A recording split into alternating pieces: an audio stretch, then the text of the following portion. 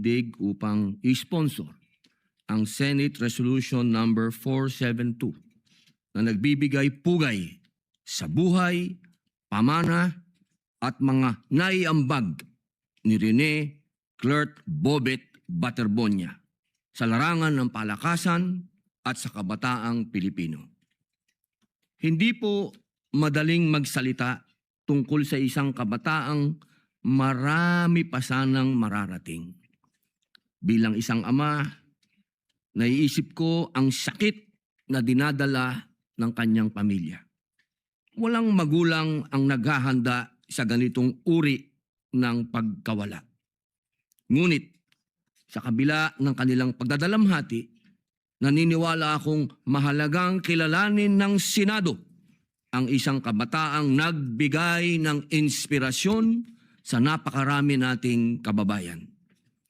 Si Bobet ay lumaki sa Talakugon, Agusan del Sur. Isa po siyang proud manobo at naging benepisaryo ng Pantawid Pamilyang Pilipino Program. Tulad ng maraming batang Pilipino, hindi naging madali ang kanyang buhay.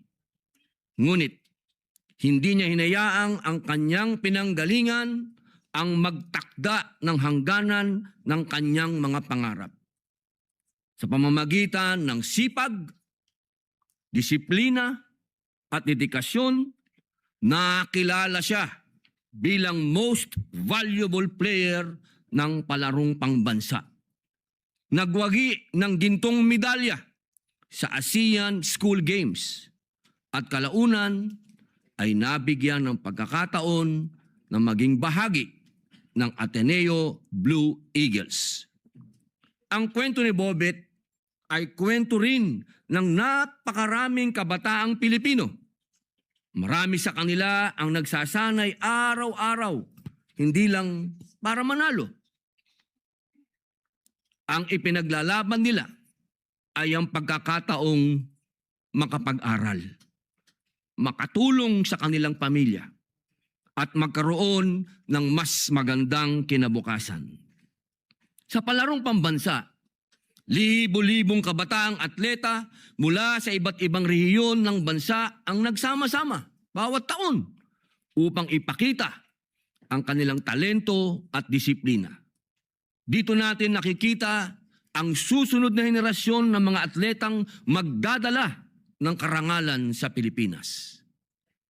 Nakalulungkot isipin na noong Hunyo 8, 2026, sa isang trahedyang naganap sa isang team building activity sa Aurora, biglang naputol ang isang buhay na puno pa sana ng pangarap. Kasama rin niyang pumanaw ang kanyang teammate na si Divine Adili. Hindi lamang ang kanilang mga pamilya ang nagluksa. Nagdalamhati din ang buong komunidad ng sports at ang mga kabataang tumitingala sa kanila bilang huwaran. Ngunit, naniniwala ako na ang tunay na sukatan ng isang tao ay hindi lamang ang dami ng medalya o tropeyong kanyang natanggap. Mas mahalaga ang halimbawa ng kanyang buhay at ang inspirasyong naiiwan niya sa iba. Yan ang pamana ni Bobet. Ipinakita niyang walang maliit na probinsya at walang simpleng pinagmulan para sa taong handang magsikap para maabot ang pangarap. Sa pamamagitan ng Senate Resolution 472, hindi lamang natin inaalala ang isang mahusay na atleta. Kinikilala rin natin ang bawat kabataang Pilipino na pinipiling magsikap, maging disiplinado, at gamitin ang kanilang talento upang makapagbigay ng dangal sa kanilang pamilya at sa ating bayan. Naway magsilbi rin kaunting ginhawa sa kanyang pamilya ang pagkilalang ito. At naway maging paalala ito sa ating lahat na ang mga kabataang tulad ni Bobet ay nararapat suportahan, alalayan at bigyan ng pagkakataong maabot ang kanilang mga pangarap. Dahil dito, buong paggalang kong hinihiling sa ating mga mahal na kasama ang agarang pag-adapt ng Senate Resolution Number 472.